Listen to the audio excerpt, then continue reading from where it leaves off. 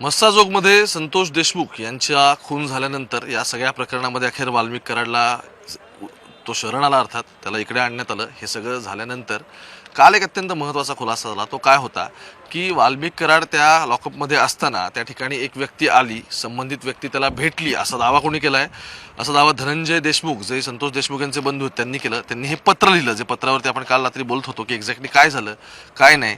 आता झालं असं की या पत्रामध्ये एका व्यक्तीचा उल्लेख आहे, नाव आहे बालाजी तांदळे, माजी सरपंच आहेत कोरेगावचे. कोरेगाव मस्साजोग जे आहे त्याच्या पुढेच अगदी 1.5-2 किलोमीटरवरती कोरेगाव आहे.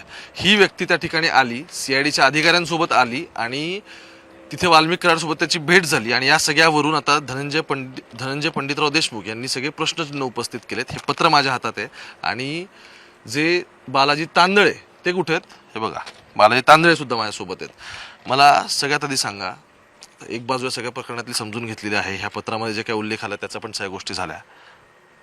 तिथे कसं आहे, हे जे काय आता आहे हे सगळं तिथे काय घडलं काय नाही हे कोणाला माहिती? हे एक तर तुम्हाला माहिती, अधिकाऱ्यांना माहिती, नाही तर ज्या पत्रामध्ये जे दिलं ते माहिती. आता बालाजी तांदळे, हां येस, तुम्ही मला सांगाल की एक्झॅक्टली काय घडलं, सिक्वेन्स समजून सांगा. सर, मी सकाळपासूनची घटनाक्रम सांगतो. मी सकाळी सर इथं शेत आले, बांधकाम चालू आहे आपलं, इथंच होतो मी. तर सकाळी मला गुजर PSI आहेत CIDचे, त्यांचा कॉल आला की मी CIDमधून बोलतोय, तुम्हाला चौकशी कामे लावावी लागेल. तर सर मी म्हणलं मला अर्धा ते 1 तास लागेल, मी आंघोळ केलेलं नाही सर, 1 तासामध्ये तुमच्याकडे पोहोचतो. तर सर म्हणले नाही, तर मला बीडला जायचं आहे, तुम्ही स्टँडवरच थांबा घरीच, मी तिथं तुम्हाला घेऊन जातो. तर मी म्हणलं ठीक आहे सर. मग मी पटकन घरी जाऊन आंघोळ केली, मी इथे येऊन थांबलो. तर सरांना मी कॉल बॅक केला की सर माझं आटपलं आहे, तुम्हाला किती वेळ लागेल याला? तर सर म्हणले आम्हाला अर्धा तास वेळ आहे, तर तुम्ही रेस्ट हाऊसलाच या. सर मी इथून गाडी चालू केली, रेस्ट हाऊसला गेलो. रेस्ट हाऊसला माझी चर्चा झाली, सरांनी मला विचारले काही प्रश्न उत्तर, आमचा झाला विषय झाल्यानंतर सर म्हणले आपल्याला बीडला जायचं आहे. सर म्हणलं ठीक आहे. मग सर मला बीडला घेऊन गेले. मग बीडला मी CID सोबत म्हणजे त्यांच्या सगळ्यासोबत मी गेलो बीडला. गेल्यानंतर 2-3 तास आम्ही तिथं चर्चा वगैरे सगळे विचारपूस त्या चौकशीसाठी जे त्यांचे आहेत ते प्रश्न विचारले, त्यांचे मी उत्तरं दिले. पण त्यानंतर 2-3 तासानंतर मी ज्यावेळेस बाहेर आलो बाथरूमला, त्यावेळेस मध्ये जाताना मला धनंजय देशमुख दिसले आणि त्यांनी माझ्याकडे बघितले की डायरेक्ट म्हणले तुझ्या चेहऱ्यावर खूप टवटवी आहे, ह्याच भाषेत बोलले. तर मी म्हणलं धनंजय तसा नाही, मी विषय इथं मी CIDनं बोलवलं आहे, चौकशीला बोलवलं आहे म्हणून मी इथं आलेलो आहे, इथं काही विषय नाही. आणि डायरेक्ट मला ते आपले साहेब आले, पोलीस कर्मचारी होते. मग ते मॅडम होते, मॅडम म्हणून तुम्ही कसं काय इथं आलात वॉर्डल्या? तर तेव्हा ते साहेब आले आणि ते म्हणले ते CID सोबत आहेत, त्यांना चौकशीसाठी आणलं आहे. मला एका रूममध्ये नेऊन बसवलं आणि मी बाजूला आलो. इतकाच विषय झालेला, दुसरा विषय झालेला नाही. आणि त्यांना एवढं म्हणलं मी, हे CIDचा नंबर मोबाईल दाखवला, हे CIDचा फोन आहे, मला कॉल आला आहे म्हणून मी CID सोबत आलेलो आहे. आता तुम्ही घटनाक्रम सांगितला, आता थोडं आपण हे समजून घेऊ त्यांनी पत्रात काय नक्की म्हटलंय आणि त्याच्याबद्दल तुमचं काय एक्झॅक्टली म्हणणं हे सगळं. त्यांनी असं म्हटलंय की या ठिकाणी रेडेकर यांच्याशी ज्या महिला कर्मचारी आहेत, बरोबर बरोबर नाव नाही माहिती. ठीक आहे, रेडेकर ज्या महिला कर्मचारी आहेत यांच्याशी हुज्जत घालणारे बालाजी तांदळे यांच्यावर कारवाई करण्याचा विषय काढताच त्या ठिकाणी असलेले API दराडे यांनी आवाज कमी करून बोला असं ते रेडेकरांनाच म्हटले आणि तांदळे यांना बाजूच्या रूम मध्ये बसवलंय. ह्याची क्लिअरिटी काय? मॅडम तुम्ही रेडेकर नाव घ्या, मला नाव माहित नाही. ते मॅडम मला म्हणल्या तुम्ही कसं काय इथं आलात? तर मी म्हणलं मॅडम मी आलो नाहीये, मला CID सोबत मला चौकशीसाठी आणलेलं आहे. मग ते मॅडम जास्त वरडाल्या, तुम्ही बाहेर निघा. तेवढ्या ते मध्ये आले, दराडे आले. मग त्यांनी काय API दराड्यांनी काय केलं की मॅडम ते CID सोबत आलेत, तुम्ही त्या रूममध्ये CIDच्या रूममध्ये चाला तिकडं आणि तुम्ही इकडे जा. मॅडम तुम्ही शांत राहा, एवढा विषय झाला, दुसरा विषय झालेला नाही. बरं, तुम्ही दराड्यांना कसं ओळखता? ओळखत नाही, अजिबात नाही. ठीक आहे, तुम्ही देशमुखांना कसं ओळखता? देशमुख आपल्या गावात शेजारचे, त्यांना ओळखच आहे, पहिल्यापासून ओळख आहे. मग त्याविषयी 2 किलोमीटर अंतर आहे, ओळख आहे. आता देशमुख तुम्हाला असं सगळं म्हटलं, याचा अर्थ तुमचं आणि देशमुखांचं काय नक्की फाटलं? मग काहीच नाही फाटलेलं, कधीच नाही आयुष्यात. इथून मग तुझ्या मायला म्हणून सुद्धा आमच्या एकमेकाला बाचाबाच झालेली नाही, नक्की. त्यांची सुद्धा चर्चा करू शकतो, आपली कधीच भांडणं नाहीत किंवा काहीच नाही. मग बघा, मध्ये एक व्हिडिओ व्हायरल झाला होता, आय थिंक चाटे या सगळ्या प्रकरणातला आरोपी आहे, बरोबर? एक व्हिडिओ व्हायरल झाला होता की देशमुख आणि ते जे सगळे आरोपी आहेत यांच्यामध्ये याच प्रकरणावर वादावादी झाली होती आणि त्या व्हिडिओमध्ये असं दिसतंय की या बाजूने त्यांना जे आरोपी आहेत त्यांना तिथे मारहाण म्हणण्यापेक्षा त्या ठिकाणी काहीतरी बाचाबाची अशा गोष्टी होत आहेत. तुम्ही होता का तिथे? नव्हतो, बाचाबाजीत नव्हतो मी, नव्हतं. CCTV मध्ये बघू शकतो, तिथे CCTV आहे फोन चेकीची. प्रकरण झाल्याच्या नंतर काय झालं म्हणून मी नंतर आमची चर्चा झाली, आम्ही ते सरपंच मी आम्ही चहा पिऊन आलो हो. नंतर म्हणजे भांडणं होऊन ते पोलिसांना घेऊन गेले त्यांना आरोपींना. मग तिथून पुढे नंतर मी गेलो तिथं, म्हणजे मी जाता मला दिसले, मी गेलो. तो म्हणलं काय झालंय?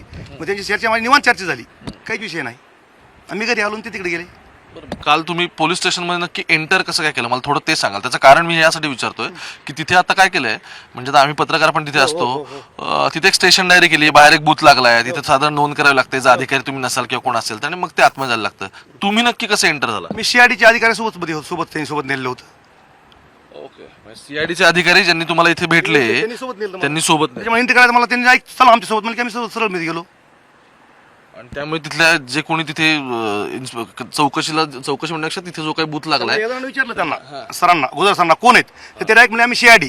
मग त्याच्यामुळे काही विषय झाला नाही. तुम्ही म्हटले की ते म्हणले ते म्हणाले हा आम्ही सीआयडीत म्हणले उदर सर की त्यांनी आम्हाला काहीच विचारलं नाही. जा म्हणले मध्ये डायरेक्ट एंटर झालो. मला मी व्हिडिओचा प्रश्न तुम्हाला आता पुन्हा एकदा विचारतो. त्याचं कारण असं आहे की पोलिसांच्या काही सोर्सेसने मला दिलेली माहिती अशी आणि ती मला तुमच्याकडून क्रॉस व्हेरीफाय करायची आहे. त्यांनी असं सांगितलं की ज्यावेळी देशमुखांच्या आणि यांच्यामध्ये जेव्हा बाचाबाची सगळी होत होती 6 तारखेचं प्रकरण घडण्याच्या आधीचं हे सगळं प्रकरण, त्यावेळी तुम्ही सुद्धा त्या ठिकाणी उपस्थित होता. कुठे जेव्हा हे सगळं झालेलं होतं की देशमुखांच्या बाजूने त्यांना त्यांच्यामध्ये बाचाबाची झाली या सगळ्यांमध्ये म्हणजे चाटे वगैरे, हे 6 तारखेच्या आधीचं प्रकरण. 6 तारखेला तर वॉचमॅनला मारणार नाही माहित नव्हतं मी. माझा विषय असा आहे सर, माझा ऊस लावा चालू असल्यामुळे तुम्ही आज विचारू शकता ते शेजारी पाहिजे सगळ्यांना. मी 15 दिवस ऊस लावा चालू असल्यामुळे मी कुठेही गेलेलो नाही. पण आता मला प्रश्न असा पडलाय बघा, तुम्ही म्हणताय तुमचं आणि देशमुखांचं चांगलं होतं, संतोष देशमुखांचं, मग धनंजय देशमुख तुम्हाला हा प्रश्न का विचारतायत? कोणता जो तुम्ही आता मगाशी म्हटला की चेहऱ्यावर फार तर आता विषय कसा झाला की आता काही संबंध असते सर तुमचे माझे रिलेशन असले किंवा आम्ही संमत कधी सोबत बघितलेलं असते. मग त्याच्यामुळे त्यांनी कसं झालं तर ते संशय सगळे संशयाने बघायला लागला. आणि सध्या त्याच्या घरी तो निर्गुण हत्या झालेली आहे, त्याचं आम्ही समर्थन करणार नाहीत. पण त्याला ते संशयाने बघण्यामुळे ते चुकीच्या पद्धतीने असं व्हायला त्याला वाटत असेल की हे असेल कुठे. म्हणजे हे त्यांच्या मनात आहे फक्त असं की आता माझा दोस्ताना आहे ना विष्णू साडेसोबत त्यांच्या दोस्ताना असल्यामुळे त्यांनी वाटले असेल. ओके ओके, सो जे आरोपी या प्रकरणामध्ये आहेत त्यांच्या तुम्ही त्यांचे मित्र आहात त्यामुळे यांना प्रॉब्लेम आला असेल. बरं, पण मग तुम्ही ती सोशल मीडिया प्रोफाईल लॉक का केली? लॉक नाही माझी पहिलीच ऑटोमॅटिकच लॉक मी केलेलं नाही. काल परवा पण मी कालच हा विषय आला त्यानंतर मी चेक केली, तुमचे काही जे म्युच्युअल फ्रेंड्स आहेत त्यांना पण मी आता माहिती काढायची म्हणून चेक केलं, तुमचे काही दिसत नाहीत तिथे सोशल मीडियावर काही फोटो. विषय काय आहे सर, या सोशल मीडियाना इतकं बोर होतंय त्याच्यामुळे मी फक्त लाईक पण करीत नाही कोणाला. बरं, या 2 वर्षापासून नकोच मग मी कोणाला लाईक पण करत नाही. आणि पोस्ट पण माझी कधीतरी 6 महिन्याला एकदा वर्षाला एकदा पोस्ट असते, ते मी साधी. बघा तुमचं पेज चेक केल्यानंतर मला दिसतं याच्यावर तुम्ही भारतीय जनता पार्टीचे राष्ट्रवादीचे भारतीय जनता पार्टी नाही आहे मी. ही प्रोफाईल तुमची जे काय आपण एकदा लगेच क्रॉस व्हेरीफाय करू या इंटरव्ह्यू मध्येच. नाही त्याचं कारण असं आहे की तुमच्या प्रोफाईलवरती भारतीय जनता पार्टी असलेले हे तुमचंच अकाउंट आहे का? हे जुनं अकाउंट सर बंद पडलेलं आहे, बंद पडलेलं आहे अकाउंट. ते मग याच्यात लिहिलं works for Bharatiya Janata party. चुक आहे ती सर. आधी तुम्ही त्या पार्टीत होते मग इकडे नंतर तिकडे आलो. हा आधी ताई मग इकडं नंतर ते खूप दिवस मुंडे साहेब जिवंत असतानाचा विषय येतो. ओके, तेव्हाचा विषय तुमचं जुनं अकाउंट. जुनं account. आता अकाउंट आहे ते माझं पूर्ण बालाजी तांदळे फक्त. बरोबर, मग त्याच्यावरती त्या अकाउंटवरती पण मला असं दिसतंय की धनंजय मुंडे यांच्याशी संबंधित जे हे आहेत पेजेस आहेत वेगवेगळे, त्याच्यामध्ये पण तुम्ही टॅग दिसताय मला. हो ठीक आहे, मी त्यांचाच कार्यकर्ता आहे ना. तुम्ही धनंजय मुंडेंचे कार्यकर्ते आहात. हो पण बघा आता म्हणजे प्रश्न याच ठिकाणी उपस्थित राहतो की धनंजय मुंडेंशी संबंधित एखादा माणूस ऑलरेडी तिथे लॉकअपमध्ये असताना त्यांच्याशी संबंधित आणखी एक माणूस तिथे जाणं, इथे प्रश्न उपस्थित होत आहे. त्यामुळे त्या प्रश्नाचं उत्तर मला 100% तुम्ही प्रश्न विचारला नक्की आहे. पण मी जर वैयक्तिक भेटायला गेलो असतो तर मी अण्णाकडे गेलो असतो. मला सीआयडी सोबत नेल्यामुळे मी अण्णा कसं जाईल चौकशीसाठी? सीआयडी अधिकाऱ्यांनी मला सोबत नेलंय ना, तर मला ते कसं सोडतील तिकडे भेटायला? आणि कोणती चौकशी होती? मला हे आरोपीची चौकशी किंवा तुम्हाला कॉल आलेत का व्हेरीफाय करत होते माझे. हे तर आधीपासून चाललं होतं ना, तेव्हा नाही कोणी केलं का? नाही, मी दुसरेच बाहेर होतो ना. बाहेर म्हणजे पळापळीत गावात होतो कंटिन्यू. मी गावाच्या बाहेर नाही, माझा मोबाईल बंद नाही, काही नाही. पण हेच पळापळीत शेतातले काम हे ते मला पण तुम्हालाच का बोलवलं काय नक्की? त्यांना माहिती. मी कसं उत्तर देऊ शकतो ते मला का बोलवलं याचं? आता त्याच्या तपासात त्यांना काय निष्पन्न झालंय हे त्यांनाच विचारू शकता तुम्ही. मला का बोलवलं म्हणून मी थोडं सांगू शकणार.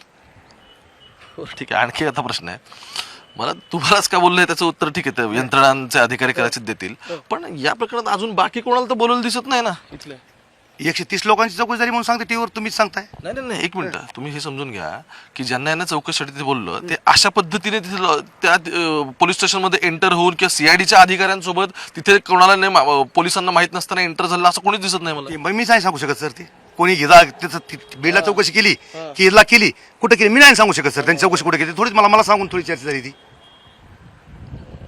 कारण स्टेशन डायरेक्ट तर नोंद नाही, ठीक आहे त्याचं तुम्ही मान्य, तुम्ही सांगितलं ते तो, हां. दराडेंचा तुमचा संबंध नाही अजिबात नाही सर. ते माणसाला समोर उभा केलं मी ओळखू शकत नाही, ते पण मला ओळखणार नाहीत. आणि धनंजय मुंडेंसाठी तुम्ही काम करताय. हो, सरपंच आहे. हां. हा. सरपंच माझे सरपंच आहे यावेळेस मी.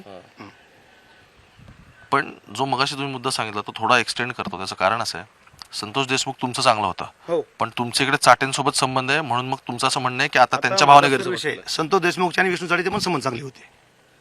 हे तुमचं म्हणणं हो, कुठं फिसकटलं गणित? काय ते त्या दिवशीचे मॅटर काय झाला मला विषय माहित नाही. त्यांचे पण संबंध चांगले होते. माजोला पाठीमागं आपले शिव साहेब होते, कोणते नाव लक्षात आहे ना माझ्या पाठीमागं शिव, त्यांनी माजोला कार्यक्रम ठेवला होता संतोष देशमुखने आपल्या सौभाग्यमल कार्यालयावर. त्या विष्णू चाटे निमंत्रित होते, मी निमंत्रित होतो, ते बी सरपंच होते, मी बी सरपंच होतो.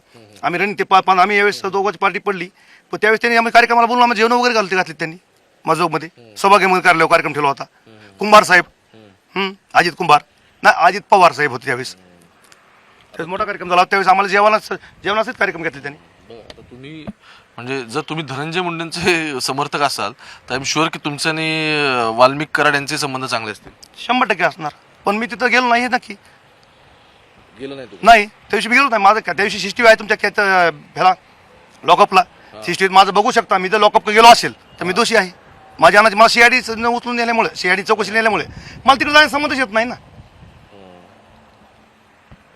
तुमचे आणि संबंध चांगले आहेत. मग आता ह्या सगळ्या ज्या कारवाई चालली त्याबद्दल काय वाटतं तुम्हाला वाल्मिक कराडांच्या संदर्भात? म्हणजे आता वाल्मिक कराड यांना तर त्यांनी आलेत, हजर झाले, ते त्यांच्यावरती आता कारवाई चालली आहे. काय तुमचं काय वाटतं काय तुम्हाला माझ्या सगळ्यांना? योग्य तपास होत असेल, योग्य तपासामध्ये कोण दोषी असेल तर त्याला मी काय बोलू शकत नाही ना. मी थोडाच न्यायालय आहे. योग्य जो निर्णय होईल तो आम्हाला मान्य आहे, त्यात कोणी असो. आणि मग आता चाट्यांचे तुमचे संबंध आहेत, हां. त्यांचं नाव माझ्या माहितीनुसार खंडणीत पण आले, नंतर मर्डरच्या प्रकरणात पण आहे, बरोबर? 2 FIR मध्ये नाव आहे आणि 3 FIR मध्ये एक नाव आहे ते सुदर्शन घुले. त्याला ओळखता तुम्ही? हो, ओके, तो पण मित्र आहे तुमचा? ओळखतो मी ना. जे आहे ते खरं बोलायला काय तरी ओळखतो.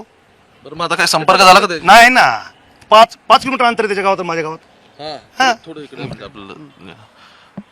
पण आता काय कॉन्टॅक्ट नाही? नाही ना. खोटे झाले, मी पहिला कॉल करीन ना. बरं, ठीक आहे. तुमचं आणि वाल्मिक कराडांचं शेवटचं बोलणं काय झालं? घटनेच्या अगोदरच. 9 तारखेच्या आधी असं बोलणं? हो, ठीक आहे. मग त्यानंतर काय बोलणं? नाही झालं बोलणं. नाही, त्यावेळी ते कुठे होते? बीडमध्ये होते? ते पडलेले होते त्यावेळेस घटनेच्या अगोदर.